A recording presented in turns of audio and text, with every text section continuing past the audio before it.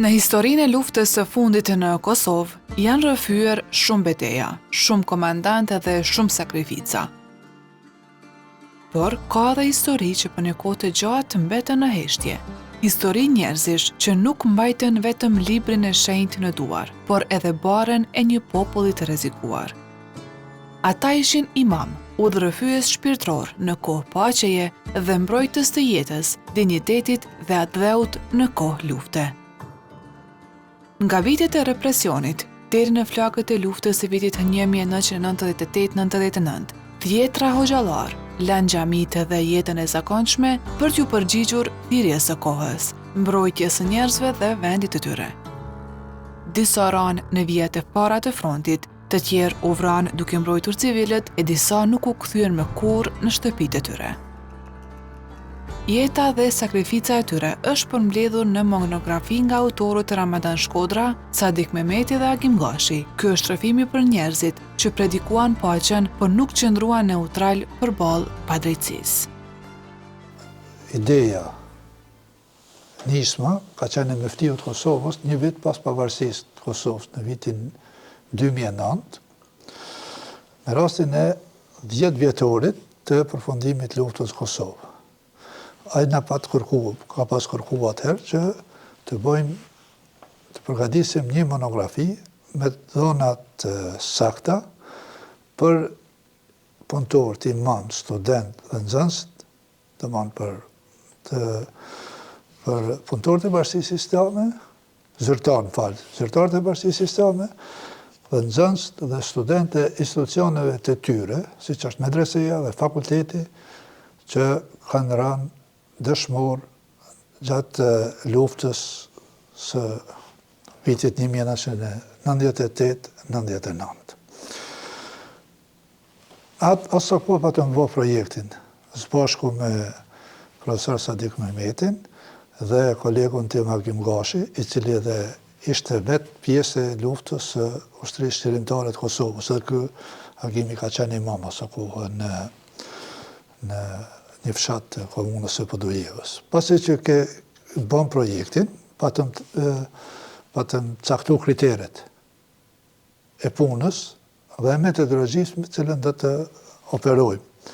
Fillimisht kemi hulumtuar në arkivat e medresës së Prishtinës dhe medresës së Prizrenit. Pasandaj kemi hulumtuar në arkivat e këshillave të Bashkisë Islame të Kosovës. Kemi marrë në shqyrtim në disa emisione dokumentare që ishin realizuar deri në atë kohë. Kemi mbledh gjitha monografit që janë marrë, që kanë pas për trajtim luftën e ushtrisë qërimtare të Kosovës. Kemi marrë në shqyrtim gjithashtu periodikun. Kemi marrë në shqyrtim edhe shtypin ditor, që ka shkruar qoftë formë lajmi, qoftë formë kronika, qoftë formë reportazhi për luftetarët e lirisë. Përveç kësaj, kemi përgatit një tip pyetësori, dhe me atë pyetësor, me një plan të detajuar, gjatë, nëse më kujtohet mirë, gjatë qershorit dhe korrikut të vitit 2009, kemi vizituar çdo familje dëshmorëve. Nga ta, përpos që kemi vizitu, kemi kërkuar fotot tyre, kemi kërkuar materiale nëse kam pas, edhe kemi kërkuar dëshmi gojore. Pasandaj kemi kërkuar edhe udhëzime, nëse ata kanë pas, kanë mund të na thënë, ky ka qenë kolegi tina, ky kanë njohur më mirë këtë, dhe në këtë plan pune, domthonë, kemi përgatit fazën e parë të monografisë. Në këtë monografi janë përmbledhur mbi 30 emra imamësh dëshmor, secila histori më e rëndë dhe më prekse se tjetra. Në monografinë që kemi para vetes, janë të përfshirë biografitë e 36 nëpunësve, studentëve dhe nxënësve të medresës të Bashkisë Islame të Kosovës. Domthonë kemi 36 dëshmorë që janë përfshirë në këtë monografi. Duke fillu prej zyrtarëve, të lartë të kryesisë Bashkisë Islame, siç ka qenë Haxhi Muharrem Gashi, pasandaj kem imam, kem student dhe kem nxënës relativisht të moshës të re, të cilët ju kanë bashkangjit radhëve të ushtrisë qërimtare dhe me pushtë dorë kanë ra fushat të betejës. Tu kem dy grupe.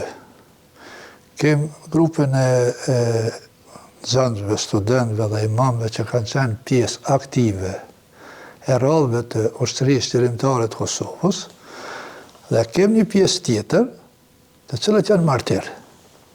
Për shembull, kemi imam që ka lëshu shtëpinë, por nuk ka lëshu xhamin.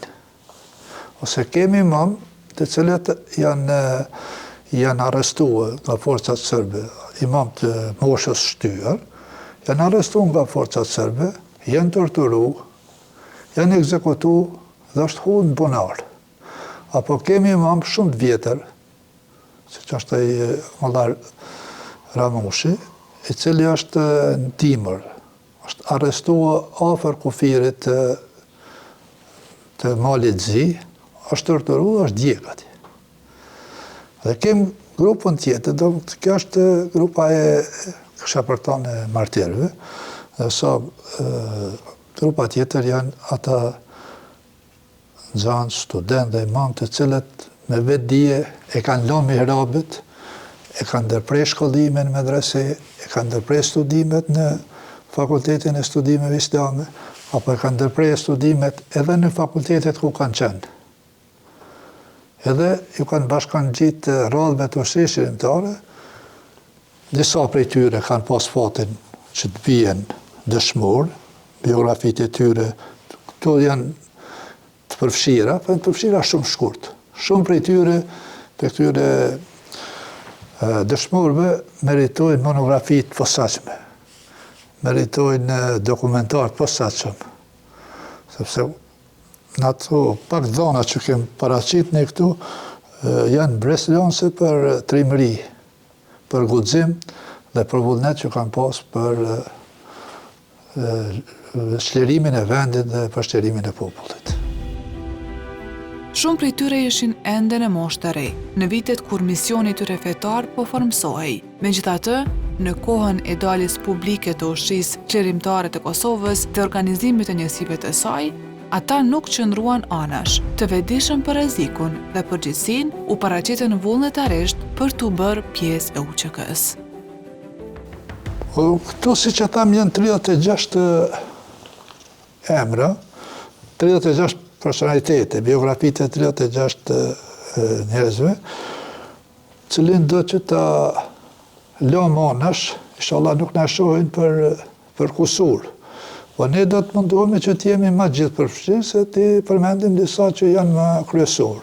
Unë për shembull këtu kisha për ta përmend një djalë të ri, një nxënës shumë devotshëm, një nxënës shumë të mirë, medresës Salaudin, ka qenë Arben Hyseni, nga fshati Godanci i komunës së Shtimës, i cili ka ndërprerë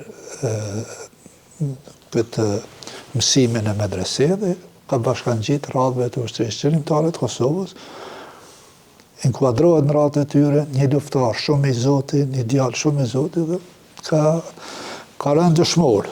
Pasandaj nga radhët e studentëve, kom njohur mirë, unë kom qenë në studime në orientalistik, ku ka qenë studime këtu në Fakultetin e Studimeve Islame në Prishtinë, ka qenë Fadil Efendi Rashiti, studenti Zotit, studenti i përkushtuar, imam gjithashtu i përkushtuar, i cili i bashkangjitet radhëve të ushtrisë qërimtare të Kosovës, merr pjesë në betejat në zonën e tij atje ku ka operuar, shkon për të furnizuar në Shqipëri me armatim, bashkë me dhe bie në Kurt me 14 dhjetor mduket, bie në prit nga forcat serbe bashkë me komandantin e njohur Muj Krasniqin. Abidin Mortezi, 24 vjeç, u mobilizua në radhët e UÇK-s dhe mori pjesë aktive në luftime që zhvilloheshin në Koshare. Ishte pjesë e brigadës 138 Agim Ramadani deri në rënien e tij shehid me 5 maj 1999. Në këtë brigad ishte edhe Jonus Zenullahu, po ashtu 24 vjeç. Gjatë shërbimit si imam, bie disa herë ndesh me regjimin serb. Ditën e rënies së tij, tek vendi rasa e zogut në Koshare, Zenullahu mori 2 bomba në duar, hyri në bunkerin serb dhe aty hodhi në ajër shumë ushtar serb. Në këtë aksion u plagos rënd dhe nga plagët e marra vdiq në qytetin e Bajramcurit. Gjithashtu një imam shumë i dalluar, që i kishte ndërprer studimet në botën arabe. Më herët ka qenë këtu, është Jonus Efendi Zenullahu. Ndërprer studimet, lën punën e imamit, bashkangjit të rradhëve të Ushtrisë Shërimtare të Kosovës, merr pjesë në thyrjen e kufirit atje bashkë me Kosharen, bashkë me gjithë luftëtarët tjerë, dhe besoj keni lexuar se dihet historia e tij, kur një bunker i forcave serbe këta merr 2 bombe me vete, se bunkeri ishte pengesë për avancimin e trimave të UÇK-s, dhe me 2 bomba në dorë, futën bunkerin e tyre, vetë flijohet, e hodh bunkerin bashkë me ushtarët sërbi hodhë në ajle. Një trim shumë i madhe i Ushtrisë Shërimtare të Kosovës është edhe Muhamet Ukshini. Një djalë nga Marina e Gjakovës, ka qenë nxënës i medresës Alaudin, për shkak të gjendjes krijuar në zonën e tij, detyrohet të ndërpresë studimet, mësimet medrese, i bashkangjitë të rradhëve të Ushtrisë Shërimtare në zonën e tij, me qenë se zona e tij ka qenë zonë e kufirit, afër kufirit, bën një punë shumë të madhe në furnizimin e Ushtrisë Shërimtare të Kosovës, me armatim, sigurisht se nga Shqipëria merr pjesë dhe shquhet për trimëri dhe guxim në shumë betejë që janë bërë në atë vend, dhe ky ka krijuar edhe një sit diverzant. Dhe në krye të atij njësiti ka rënë me 13 qershor të vitit 1998. Dhe ty hyen hak shumë edhe një nxënës tjetër, nxënës i dalluar i medresës së Prishtinës, ka qenë Nusret Musa, ky ka qenë nga Mitrovica. Shumë i ri, u bashkangjit të rradhëve të Ushtrisë Shërimtare të Kosovës, kanë hezituar fillimisht për me marrë, se dhe i ri, edhe, si ma kanë thonë edhe disa që kanë njohur mirë, po dhe familjarët e tij, ka qenë shëndetlik, mirë po vullneti dhe vendosmëria e tij, ka bërë që ai të jetë pjesë e Ushtrisë Shërimtare të Kosovës, ka bërë dhe ka rënë në mbrojtje të qytetarëve të parmatosur, të cilët ishin zhvendosur nga shtëpitë e tyre dhe kishin gjetur strehim në zonën ku ai operante. Në mesin e këtyre dëshmorëve janë edhe Sami Plakolli dhe Selim Selimi, 2 të rinj që në të 20-tat e tyre zgjodhen në rrugën e sakrificës për lirinë e vendit. Rënja e tyre dëshmon se lufta nuk mori vetëm përvojat e burrave të pjekur, por edhe shpresën e një brezi të tërë. Po ashtu është një ushtar shumë i dalluar, ka qenë edhe Sami Plakolli, nga fshati Letanci i komunës Podujevës. Ky ka pas përfunduar medresën në Prishtinë dhe ka rënë luftë me 11 prill të vitit 1999, zonën e Ellapit. Një luftar tjetër, shumë i dëshmuar, ka qenë edhe Selim Selimi nga fshati Valinës, komuna e Shtimës.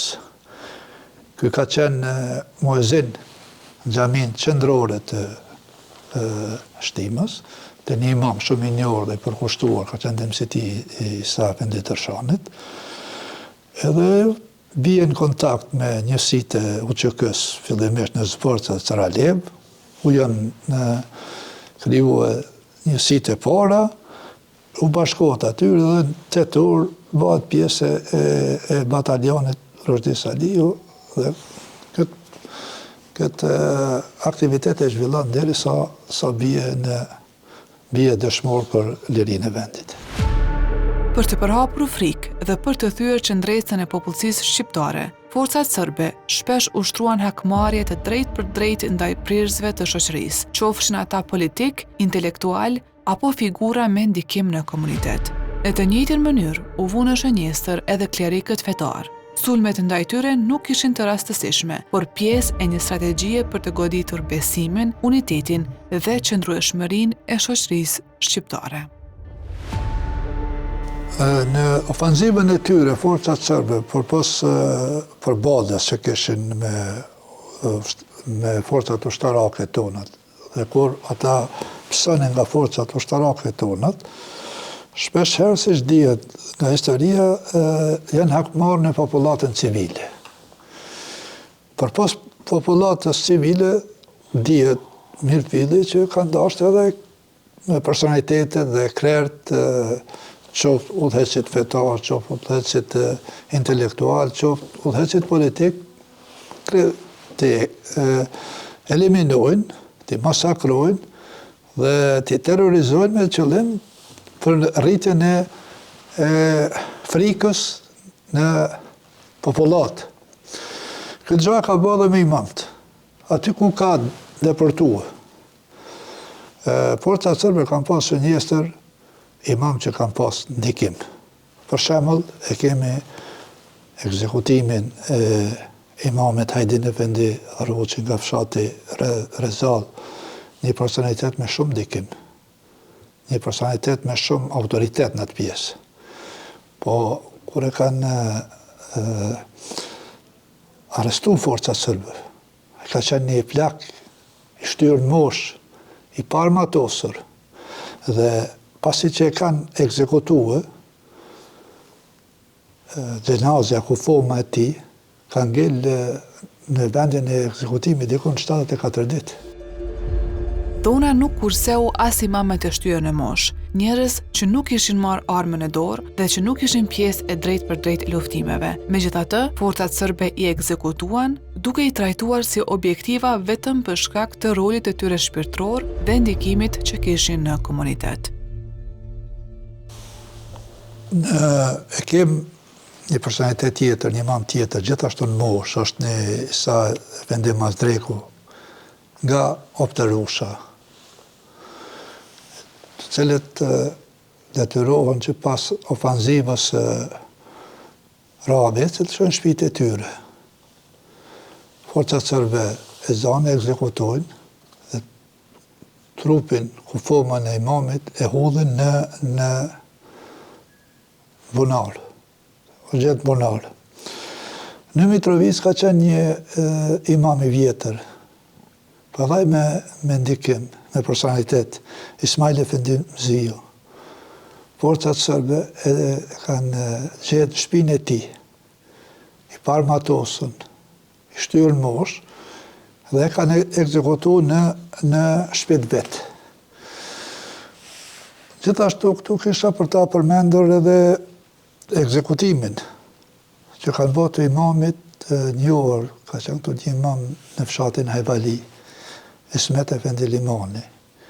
Ai ka qenë me origjinë nga Lugina e Breshevs, edhe një kohë ka qëndruar në Breshev, një ditë me rrugën që të vit të shoh xhamin e vet, xhamatin e vet në Hajvali, forcat serbe e kanë marrë nga autobusi, vetëm atë, e kanë ekzekutuar dhe e kanë varros, është gjetë trupi i tij vonë, është gjetë në varrezat në Çarllavic. Në mesin e imamëve dëshmor kishte edhe të tillë që u arrestuan ditën e Bajramit dhe nuk u kthyen më të gjallë. Në këtë rast duhet përmend edhe ekzekutimin që i kanë bërë ish në punësit kryesisë, financierit kryesisë Bashkisë Islame, Muharrem Efendi Gashit.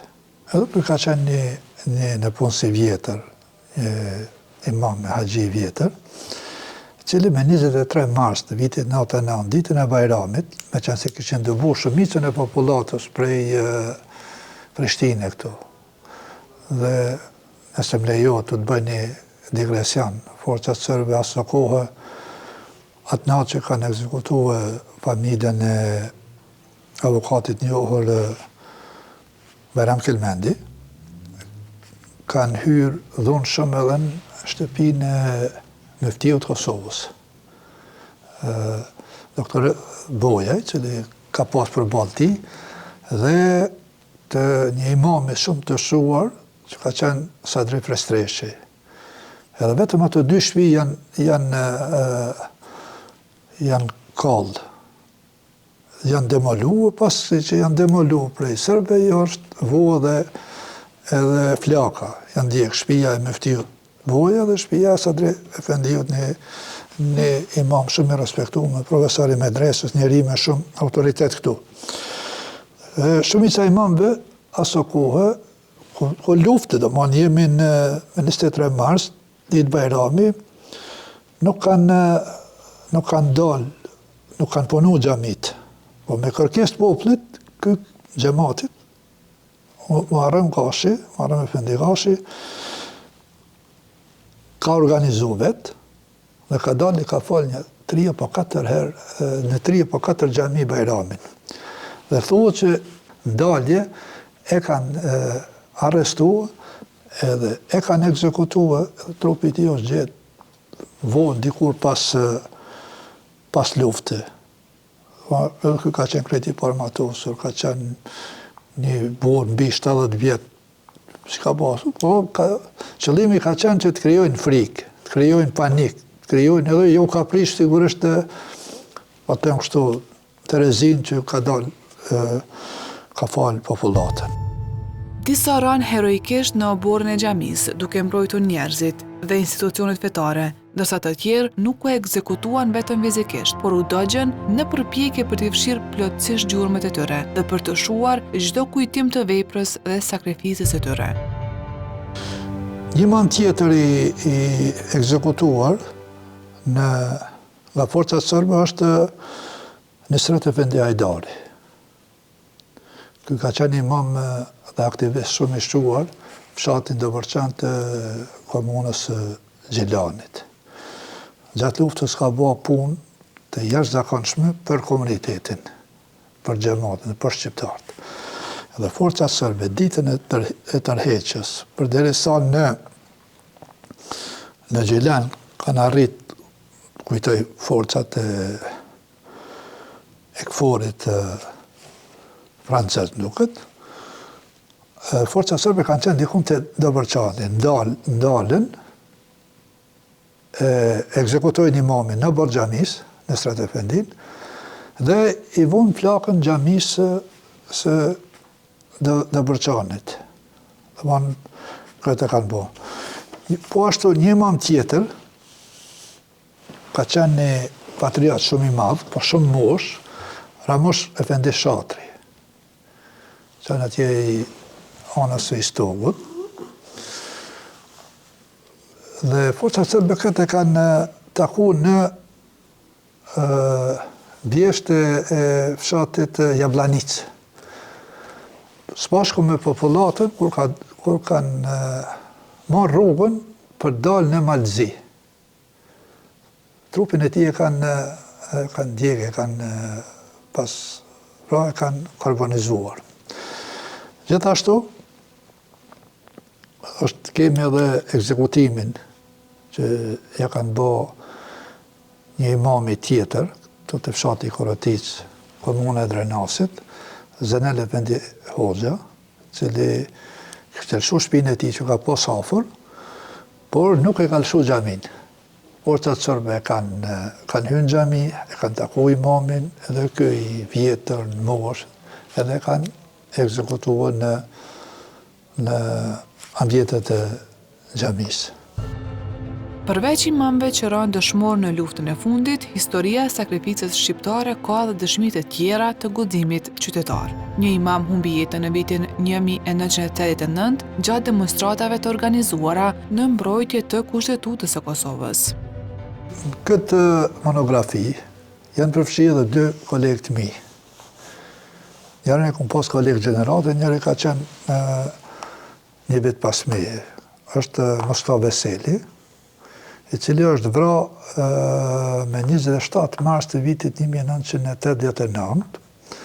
Atë ditë kem dalë, e kem taku para gërmis që quaj atëherë.